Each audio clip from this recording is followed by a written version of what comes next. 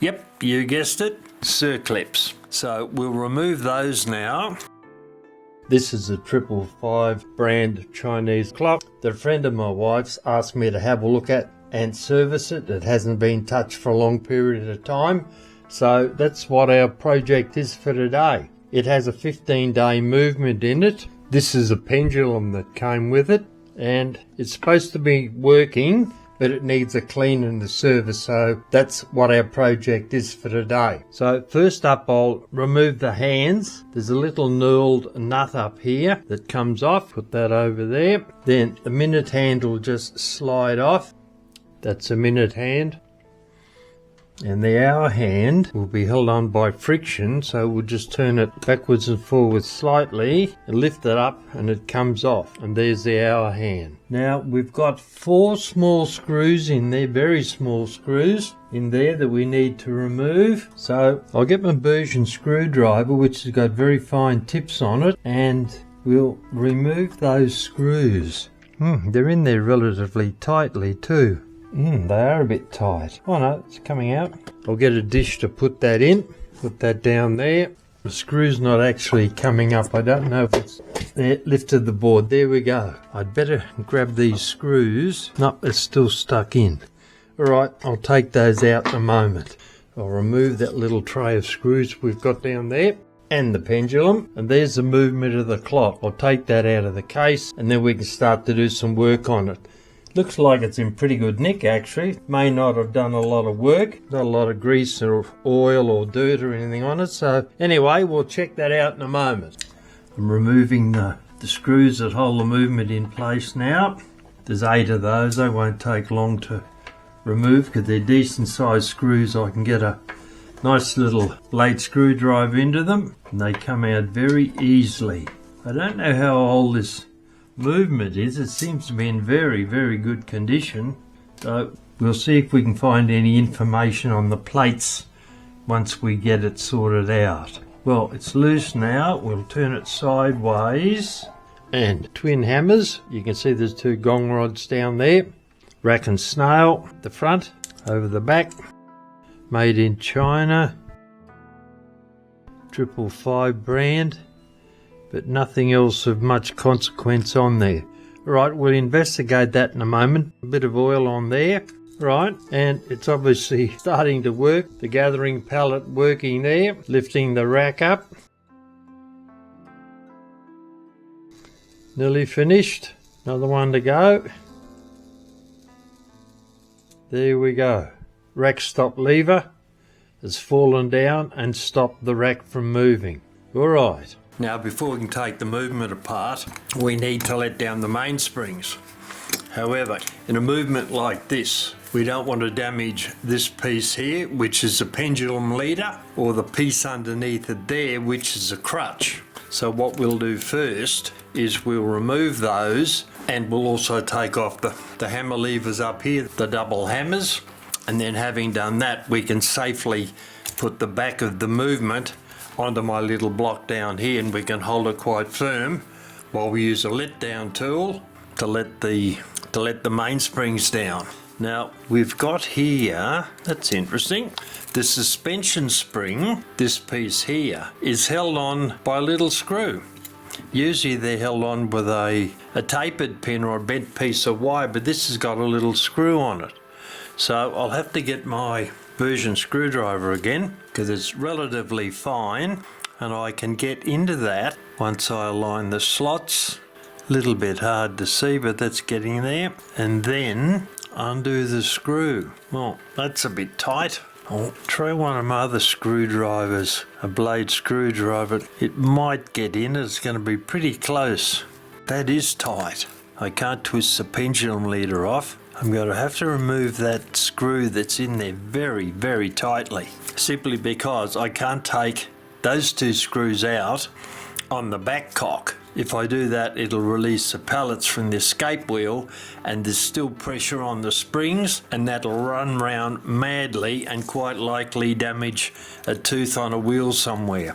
So that has to be removed first. Alright, don't want to risk that, so I'll do that off camera and then I'll come back. That's better now. I've taken the pressure off it. It's in there quite strongly. Now I can unscrew it, pair of tweezers to remove it.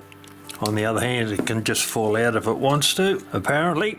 And I'll put those 3 pieces into a dish in there so we don't lose them. Alright, now the pendulum leader we can turn sideways and it comes straight off the crutch. And that's not a problem. Right now, looks like the same size screw in there. So we'll tackle that with my green handle screwdriver again. Get a grip on the movement, and then that is tight. Seriously tight. I don't think that has moved at all. No, it hasn't. I'll give it another try holding it down here and find the angle. Right, the blade's in there now, pushing down hard on it, and it is not moving. Alright, that's seriously hard. Alright, I don't want to damage that, so obviously we'll have to leave that for the moment. We'll adjust that over to there. I've got a slot in the side of my there, and we can put the hammers, as you can see, hammers coming out there at the side, so there's no pressure on them.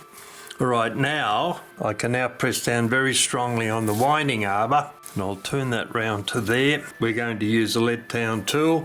It's got a number 6 fitting in it, which tends to be the standard size, though not all movements use it. So what I do now is I put my other hand on there to hold it in place.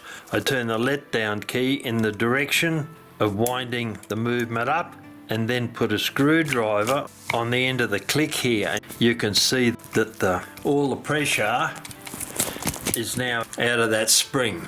I'll do this guy over here now. Same thing again. Good grip on the let down tool, pressing down onto the movement. Do a slight wind up on the spring, screwdriver on the end of the click, and just let the let down tool run round very slowly in your hand until all the pressure has been released from the spring. You can see the ratchet there slowly turning slower and slower as it runs out of power. You can see there's no power in that now. Alright, take the let down tool off. What we'll do now is we'll turn the movement over, and we'll now undo these 2 screws here on the back cock so that we can take the pallets out. And I bet they're tight too. I'll have to hold that tightly, and actually what I'll do, I'll put it down here and get a grip on it.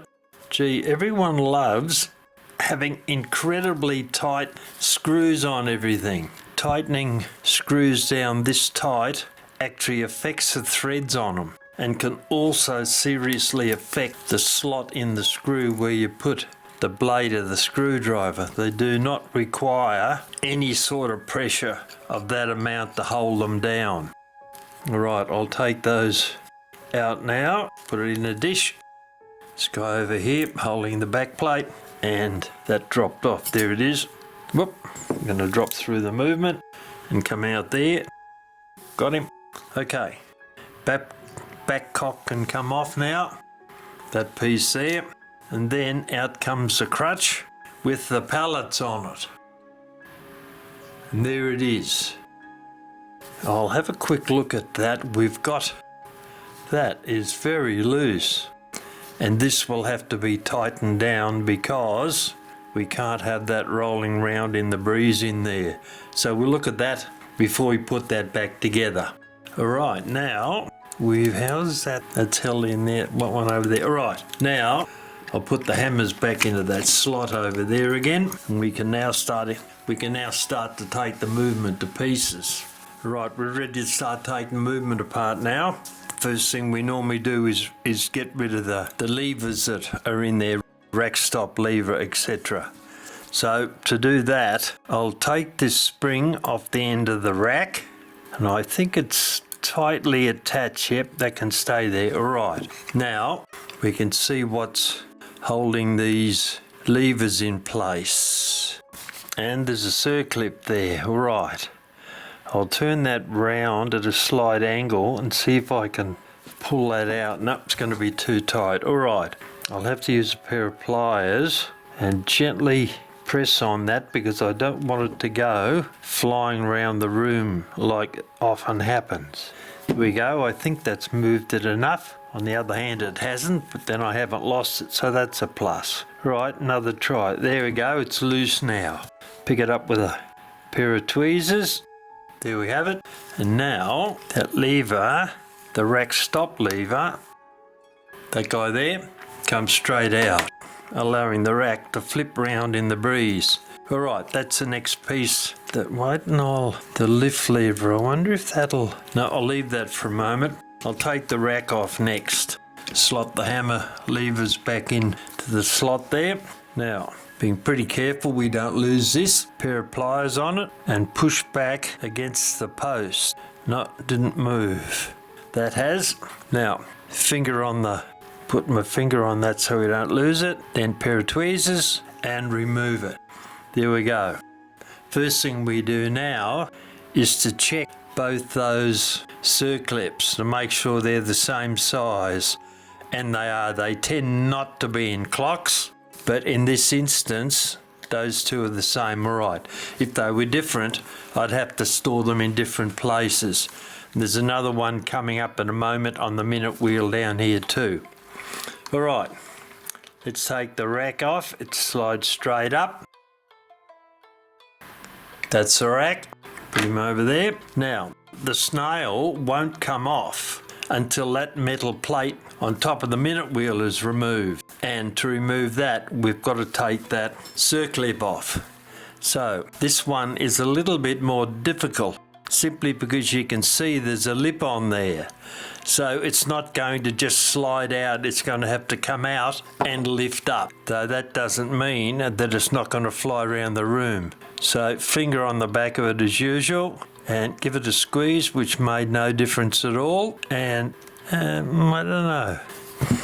Looks like there's a little bit of a gap there at the back. Nope, still in place. All right, turn him round so we can get an advantageous position on it and align the jaws of the pliers on the front of the circlip and on the back of the post and press one against the other. There we go, that's got him. You probably heard the click. Pair of tweezers underneath. And careful not, actually, I'll put a...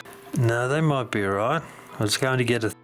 There, see what I mean? A jump. However, it landed on my bench. There it is, as proof that it did. Drop him in there with the rest of our circlips. Slide him across, quick look. Yep, same once again, not a problem. Now, the snail, we'll move this up, the snail will come off. And there's the snail. Put him over there with the rest. And now, the minute wheel will come off. Slide straight up. Done. Right, now is that? No, that's still in under there. All right, we'll leave that for the moment. Next thing we'll do, says he looking for his small blade screwdriver. We'll take this piece off here that supports and holds down the ratchet so it can't move or jump up when it has pressure on it. It was easy enough. I'll get a dish to put that in. They can go in there, pull the click back, and the ratchet, that piece there, comes straight off. That's on the going side train. Now we'll turn around. We'll do the same thing on the strike train and see if we can get this screw off. Here we can. Very good. They obviously decided not to press it down too hard. Put him in a dish and then slide a pair of tweezers in under, push that click back, and that comes off straight away. Now you'll notice here, I couldn't see it before because the click springs and stuff are over it. There's a slot in the plate there on the left and the right. You'll also notice huge gobs of oil and stuff on there. So we'll clean that up in a moment, but that means that the barrels can be slipped out, except for one problem. They're held in on the back with, yep, you guessed it, circlips. So we'll remove those now, and then we can slide the springs out, get them out of the road, and then get back to taking the rest of the movement apart. Careful not to lose it.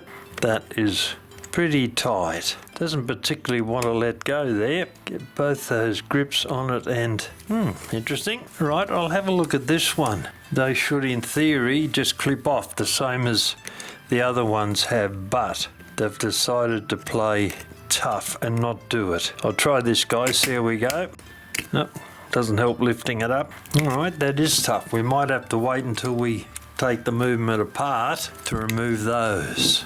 Now what are we up to? That's staying there, that's it. Now we've got another circlip on there. Part down here is called the lift lever. As the minute arbor, this piece here, turns round, you'll see it has two cams on it, and as I'll turn that over to drop it initially, usually one is higher than the other. The high one is for the hour and the slightly less tall one is for the half hour.